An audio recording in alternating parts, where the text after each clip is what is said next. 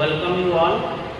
Today, while I was preparing for that taxonomy or soil survey part, I thought some physical and chemical parameters are also very important. So today we'll start our journey in soil physics. Okay, soil physics. If we recall, we know a soil. If I draw a figure of soil, no, there are 3 phases and 4 components like this. If this is the ideal loamy soil, we'll see what is loamy soil. You can say this is mineral matter,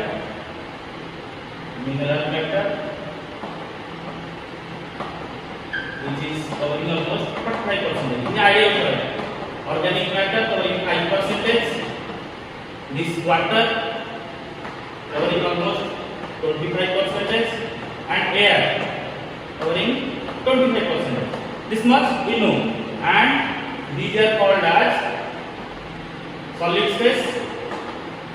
Okay, and these are called as pore space. So, how many phases are there? One is solid phase. As we know, soil is basically 3-phase system.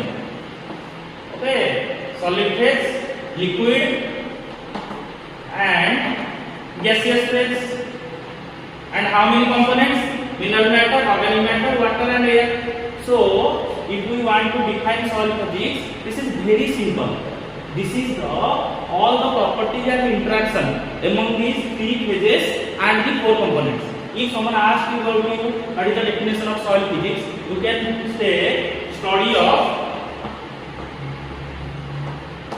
all the properties and interactions among these 3 phases and 4 components.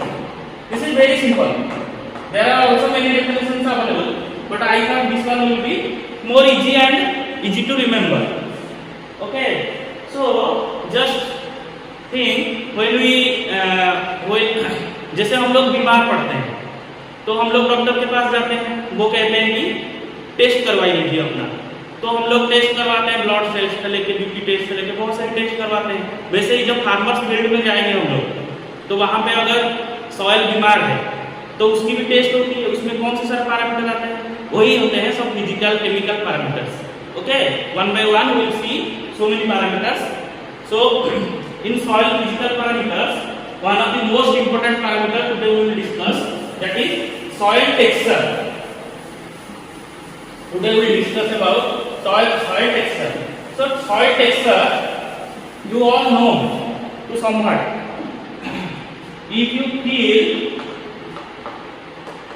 soil texture, if you see in qualitative way, this is actually determined to field method. So what is field method? If simply consider these are some soils. Okay, if I am feeling it through my forefinger and thumb, I can see this feels gritty. That means that are sandy soils. If the sandy materials are there, sand is there, or you just think sand, it feels gritty. And if there is presence of silt, it will feel like powder like substance. Okay, like powder. Like you use talcum powder daily to daily life, so that silt feels like that way. If you come to clay soil, that is feels chikna. This is soft. Okay, so qualitatively we all know, but we have to see how much percentage of sand there, how much percentage of silt there, how much percentage of clay there. So if you define soil texture, it is very simple. It is the relative proportion of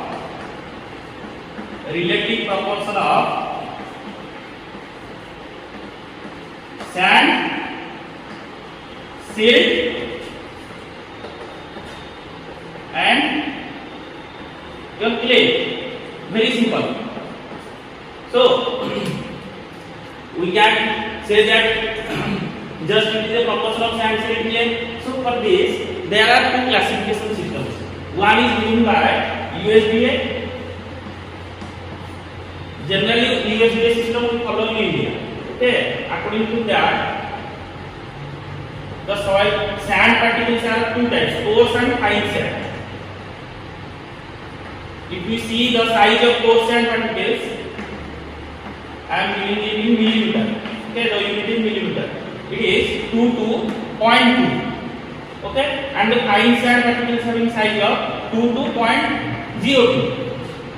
Okay, then silt size having 0.02 to 0.002, and your clay having size less than 0.002. Just remember, it may ask in other units.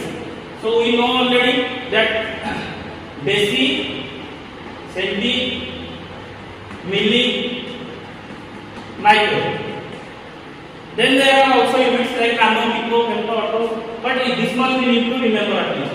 10 to the power minus 1, 10 to the power minus 2, 10 to the power minus 3, 10 to the power minus 4. If someone asks what is the size of clay in terms of micrometer, you say 2 micrometer. Okay, this type of conceptual or tricky questions may come.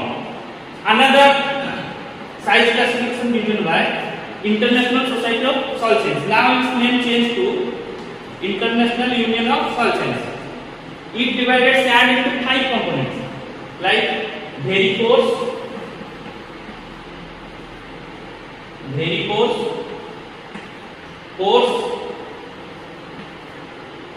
your medium,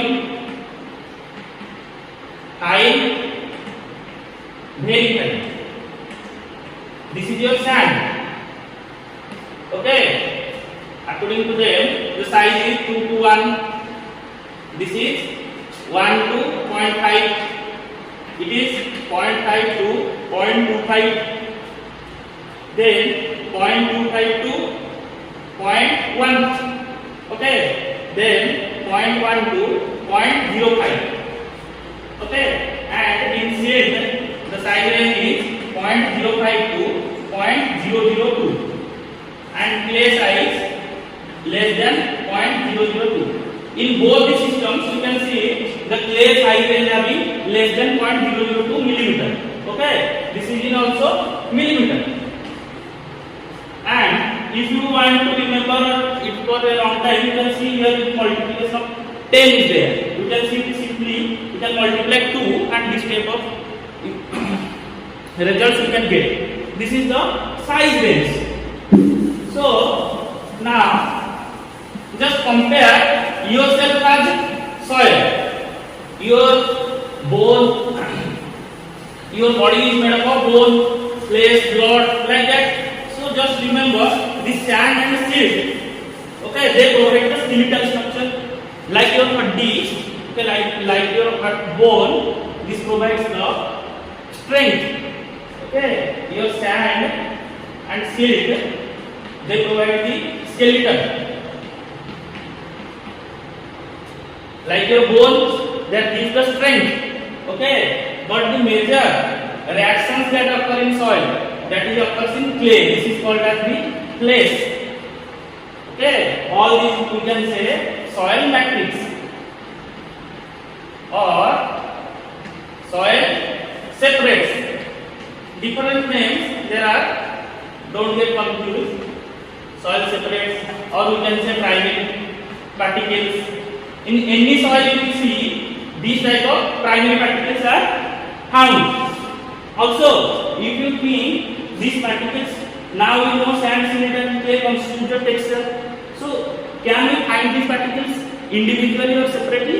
No. Okay. How these particles stay? They are like in form of aggregates. You can say, think this is a sand, this is silt. Okay, clay particles like that. Okay, there are also cementing agents like iron, aluminum oxides, silica, your calcium calcium carbonates, like that. This forms a aggregate. Always remember,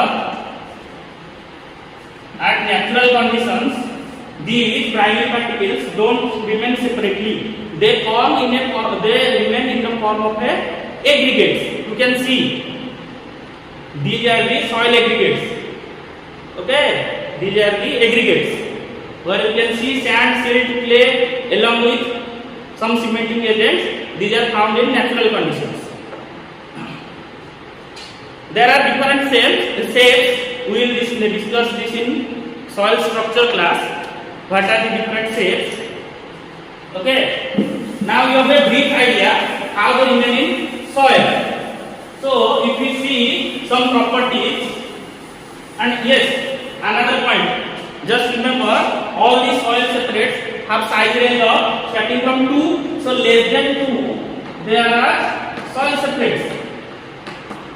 Or we consider them soil. Okay, more than 2, they are called as coarse particles or rock fragments. We have seen rock fragments like that. You see, consider 1 to no more than 2 to 75 millimeter particles. We can call them as gravels. Okay, from 75 to 250 millimeter particles, we can call them what? Cobbles. From 250 to 600, these are called as cobbles, then stones. Okay. In Hindi we say concord, pathar, like that. Very easy.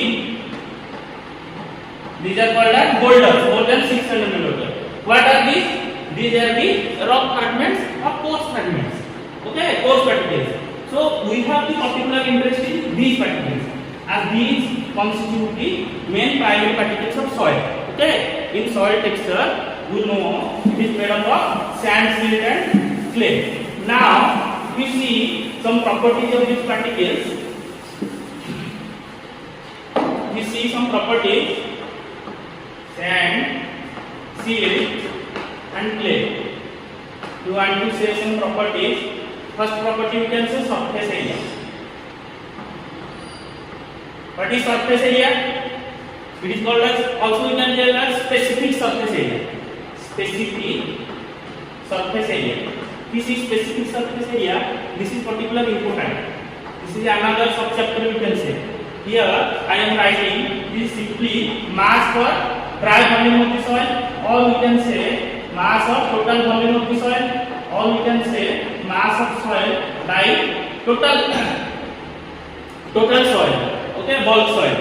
So this specific area is generally given in the unit meter square or gram.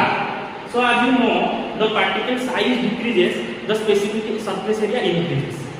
Okay, simply remember. So the highest specific surface area will be in case of high. It is in clay soil. It is here. It is medium, and in sand it is low. Then coming to, as we have already seen, there is pore space. So you will see the pore space. Pore space is also of two types. One is macro, another is micro porosity. So in clay soil, the micro porosity is higher.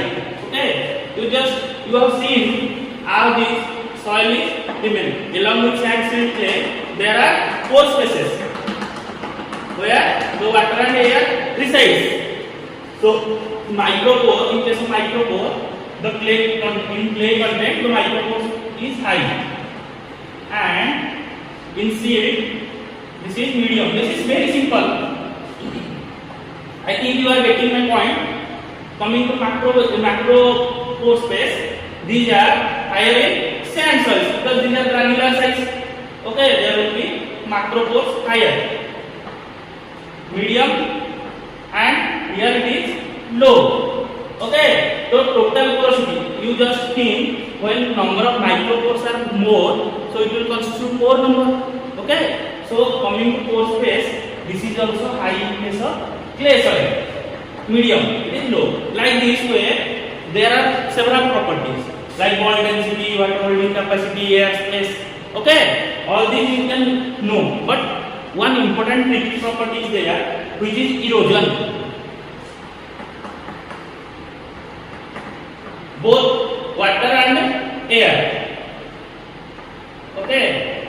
Here the silt particle is the highest erosion occurs in case of silt particles compared to the clay and sand. Okay. Clay and sand. Why? Because these particles are nearly like powder.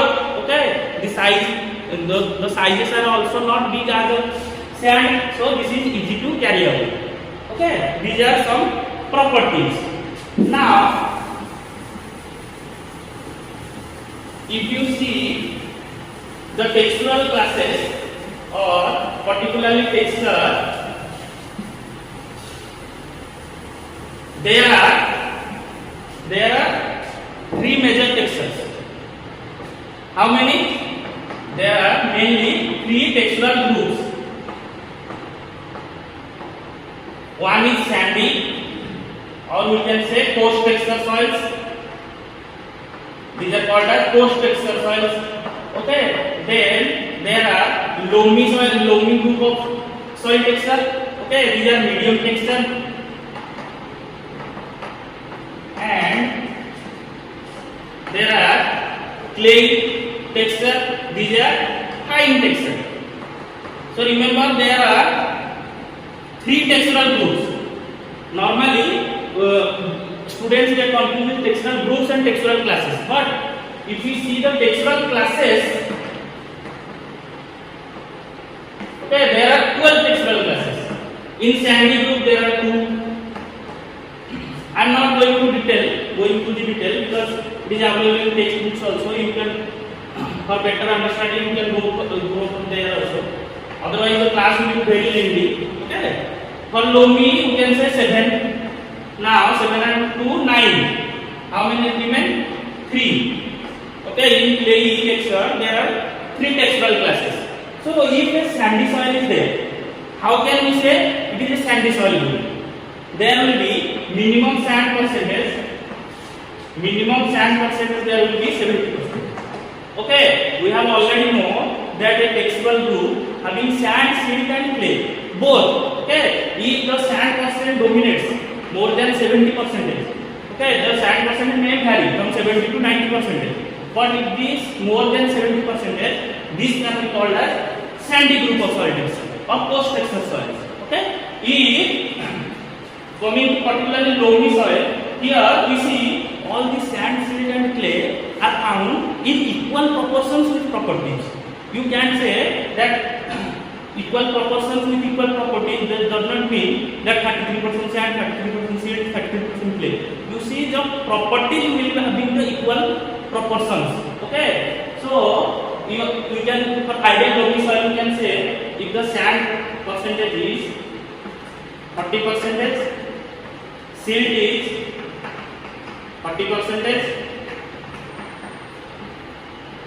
okay, and clay percentage is 20%. This is the ideal loamy soil, you can say. This sand content may be vary, but their arrangement in such a way that will form the ideal loamy. There are also silty clay loam, sandy clay loam, clay loam. Okay, this type of textural classes are found. Now coming to clay soil, here there will be dominance of clay groups. Okay, so minimum how much clay will be there so that we can call it a clay soil. The clay percentage should be minimum 35%. So we can call it as clay textural group. Okay, and also remember from this a tricky question is asked: which one is light texture, which one is heavy, which one is light soil, which one is heavy soil. You know, coarse texture soils, these are granular, so tillage activity will be easier. So these are the light soils. This type of question asked many times.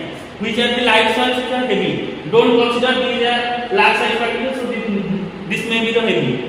We see from the point of view tillage. Okay, the tillage activity here is easier to do. So that's why sandy soils are called as light group of soils. These will be sticky as these particles are, these primary particles are of clay are smooth and soft, so they will be sticky upon absorbing moisture, so this will be heavy. You can particularly see this condition and black soils. There will be dominance of clay, so you see the tillage activity, doing tillage activity is very difficult. But you go to the sandy area of desert area or any sandy area, you can see the tillage activity is very easy to do. Okay. There are another properties, but these are the simple ones I am discussing. Then we have to know how much percentage of sand, silt or clay there in a sand, in a soil. And also remember another important point, this soil texture is like a permanent property. It can be altered immediately. Okay, to alter this it takes many years.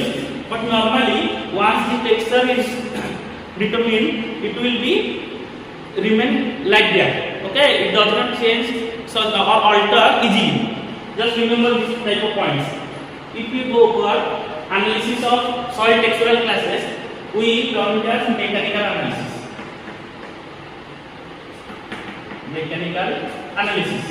This we do in our soil labs, or we can say particle size distribution, or you can say particle size distribution. This is basically a two-step process. Okay, what are they?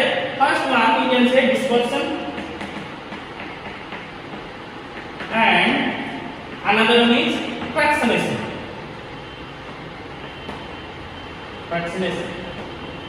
Okay, so in dispersion, what we do, as I have already told, and you know, the soil particles doesn't, as the primary soil particles does not stay individually. Okay, they stay in a aggregate fashion. So in aggregate there are cementing agents. So in dispersion, what we do, we will remove first the major cementing agents. One of the major cementing agent is organic matter. To remove this, we will use hydrogen peroxide H2O2. Concentration we normally use 30%. In market this 6% is available. We use 30%. Okay, we will adjust that in lab in a water bag. And another cementing agent is iron and aluminum oxides. For this removing this iron and aluminum oxides, we use sodium dithioate or sodium sulfide, or we can say oxalic acid. Okay, or we can say oxalic acid also used.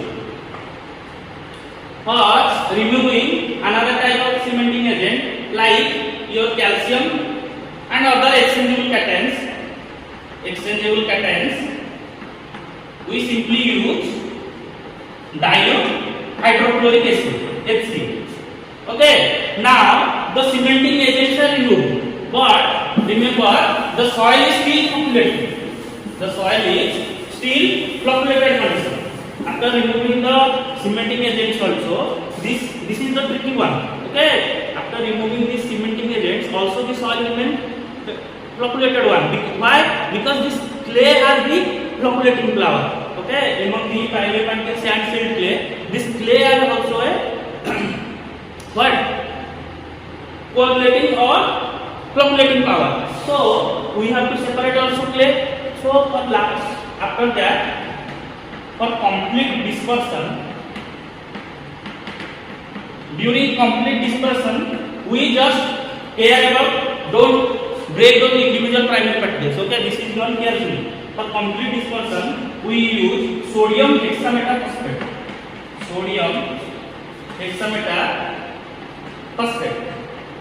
Or we can say simply calgon reagent. So now the particles are individually separated from each other. Just if I want to show like this is a aggregate here. Okay, the particles like sand, silt, clay were there. Now after removing the cementing agents, the particles will be like that, but the cementing agents are removed. Still it is in flocculated condition. Okay, but after treatment or removing those complete dispersion, the primary particles now will be like that. This will be spreading more easily. The primary particles will now be individual. So now from there on, we will determine the primary particles mainly through two processes. Normally at lab condition, there are also many processes, but we usually use those two processes in lab condition. One is your hydrometer method.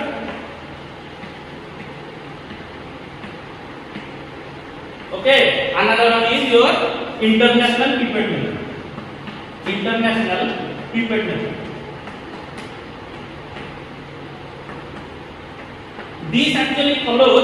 This international pipette method actually follows the law of sedimentation or Stokes law. Law of sedimentation or Stokes law. I will now tell you next the Stokes law. I will explain law of sedimentation, or we can say Stokes law. So Stokes law is what happens? The particles as per their size they settle. So that way we can determine the sand, silt and clay particles. In a hydrometer method, we normally use the hydrometer as the time passes, the density of the soil particles decreasing. So that will be shown in a hydrometer reading. So that way we will measure what are the primary particles. The density is mainly based on the particles density. Particle density and hydrometer reading. I can show you.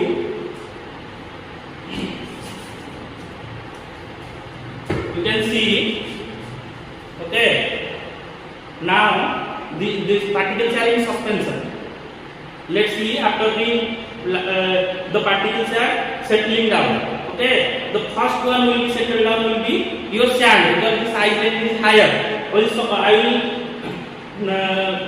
brief you about the Stokes law so that you will be able to know better. You can see the particles are settling down. So after we just give it some time, we will see how particle settles.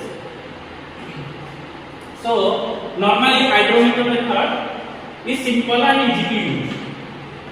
Simple and easy. By this way, in 2 to 3 hours, we can determine the primary particles. But this takes so much time. This is little complicated. Okay, it takes time, but this one is the most accepted one. Why? Because the pre-treatment of particles is done very carefully as compared to this hydrometer method.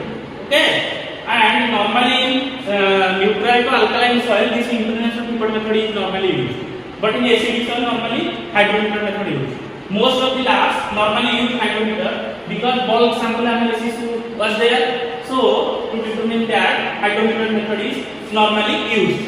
Okay, these are the major differences among these methods. Now we need to know the Stokes law. This Stokes law is very important. Okay, and I will try to solve one or two problems so that the concepts will be better. Just remember, during studying soil physics course or next another branches, you just need to practice as many as problems possible so that the concept will be more clear and understandable. Okay, so coming to Stokes law, you don't write here apostrophe s because the name of the scientist was Stokes, not Ben Stokes of England. Okay, another one scientist who said the terminal velocity, okay, of a falling particle. Let's consider, as you can see from this jar also, there is water. So we are the soil particle. Okay, soil particles are in suspension. So with time they want to settle. Okay, so when they want to settle, the terminal velocity will be there. So the terminal velocity of a particle settling under the influence of gravity, okay, having constant density, okay, and given viscosity is directly proportional to the square of the radius. If we, I am not writing the definition, I am just writing the formula so that you can understand it also, which is given by 2 by 9 g r square density of solid minus density of water by viscosity. From here you can see, as the particle is settling, there is force of gravitation is working, which is taking it lower, okay, and as you have seen, this liquid is viscous liquid, so there will be frictional force, so upward force, frictional force is also happening, frictional force. And also you have noticed, when you jump to the water will lift you up, so that is called as another force, which also act upwards, that is called as buoyant force. You can relate this buoyant force when you jump to any water structure, swimming pool or any water structure. You know this will be lift you up. So this is simply called as buoyant force. This force is also working upwards. So from after deriving all this, I am not deriving, the class will be more lengthy. This is very easy, you can see from the textbook. After balancing this downward and upward force, we know there will be terminal velocity, there will be free flowing of particles from distance. So this terminal velocity, this will be like this formula. Okay, this is the Stokes law. You just write in words, it will be called as Stokes law. Very simple. The terminal velocity, what is B? B is the terminal velocity.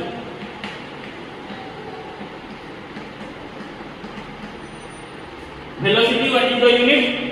You can say centimeter per second. In CGS unit, okay. In SI unit, this will be different, meter per second. And what is G? G is acceleration due to gravity. Acceleration due to gravity. Okay, what is this? Centimeter square per second.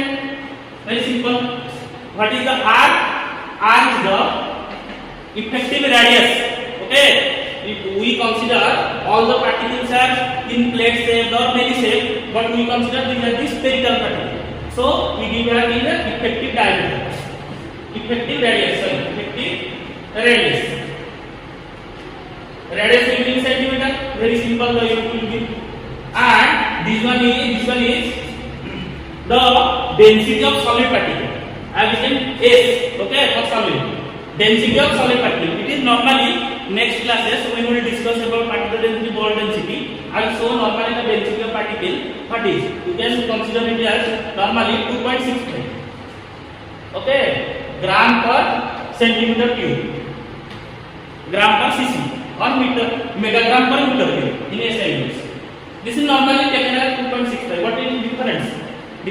Okay, like for different meters, different particles, this will be different. And normally density of water, what? 1 gram per cc. And what is this? This is called as the viscosity.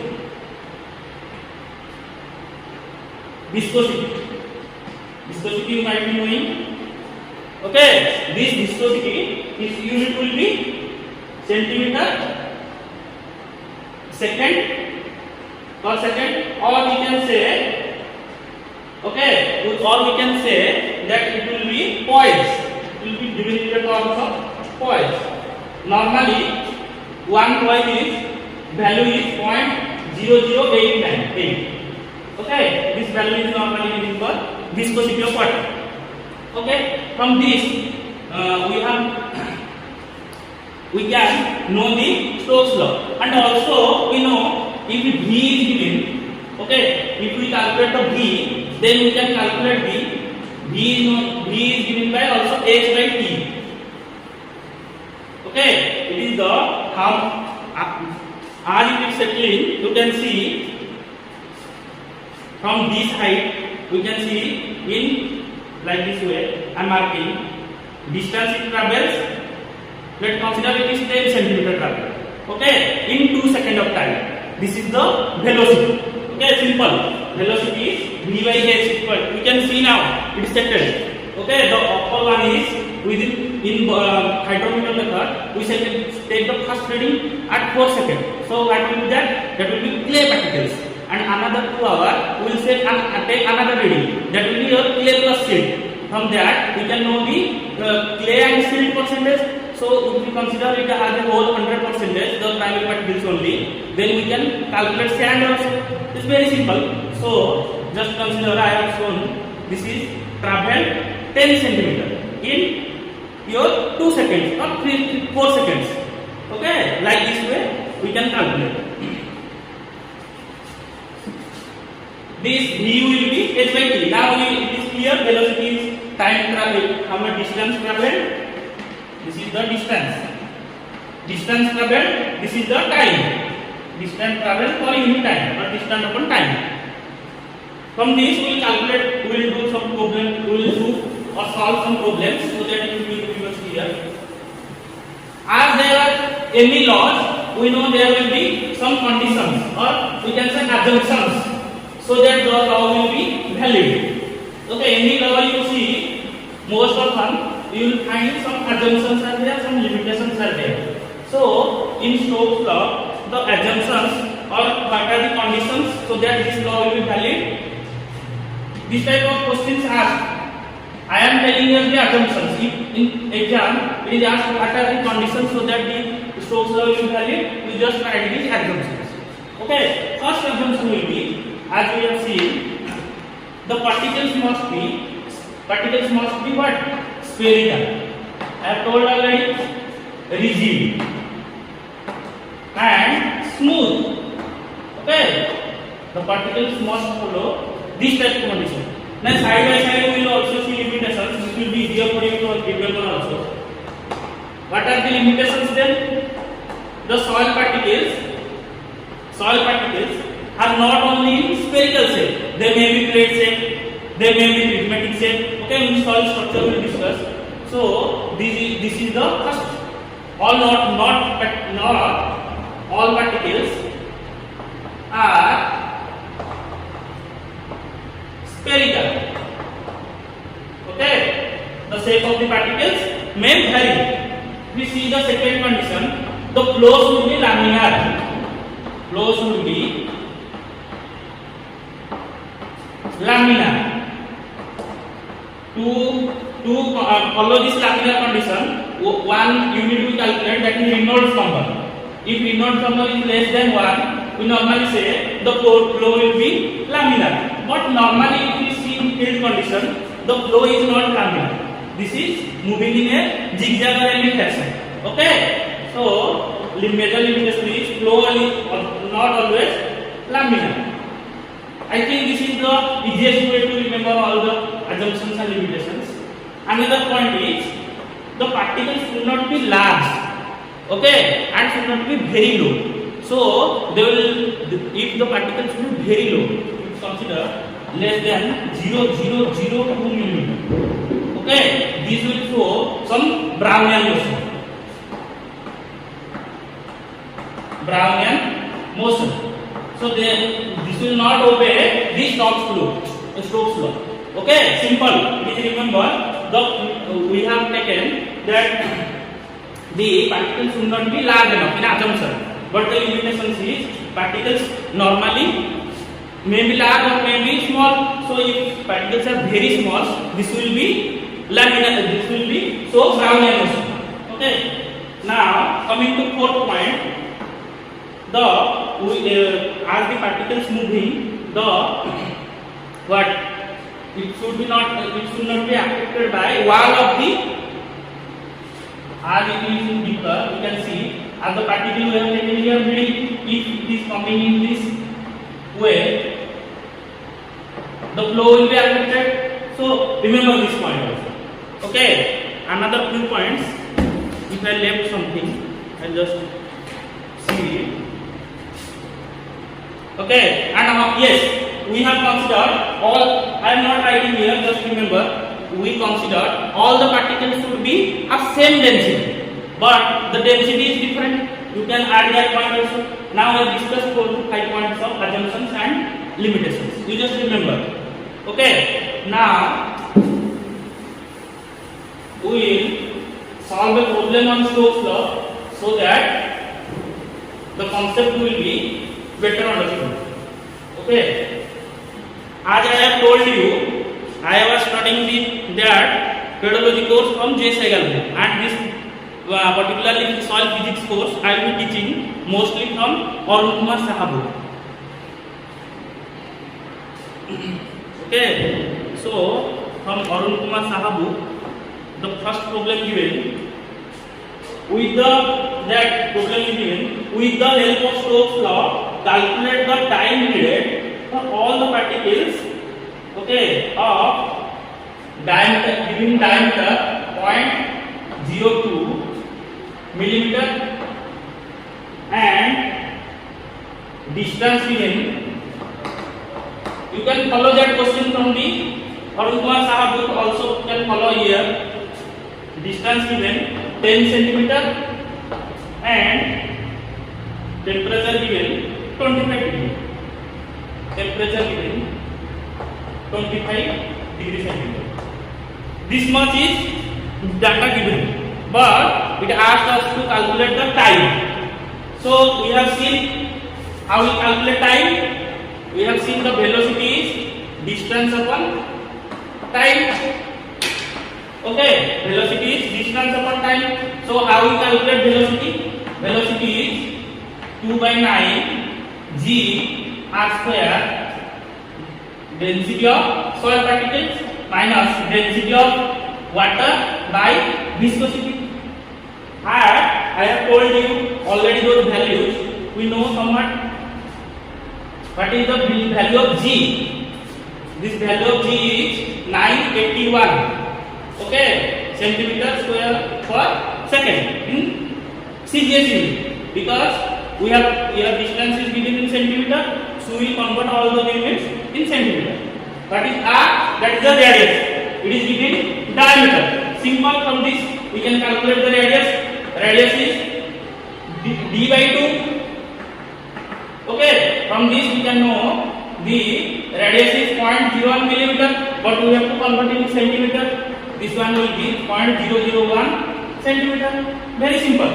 Now radius you know, and density of particle I have told already 2.65. Density of water is 1, and viscosity already also I have told at 25 degree or normal temperature condition. This is given in poise. First 0.0089. Okay, 898. Okay, so putting those values, we can see 2/9. Here d we can write h by t. Okay, just in place of h I can write 10 centimeter already here. Very simple. From g value 981 into r square 0.001. Okay, 0.001 square. Density of solid particles will be 2.65, and this is 1, and the viscosity is 0.00898. You do like that. Just read the question, try yourself. Then after follow this one. So it will be also more easy to remember you for longer period of time. Okay. If you directly see the solution part, that will not develop the critical thinking in it. Okay. So from this, you just put this data in calculator. Also, you can calculate. Let me check what the p value came after calculation. The p value is 249 second. 249 second. So this can be given in terms of minute. 60 second 1 minute. So this will be nearly 249. This is 4 minutes. And how many second now? 9 seconds. Okay, sorry. 4 minutes 9 seconds. This is the answer. Just match your answer now. Okay. So this way we sort of the soil texture.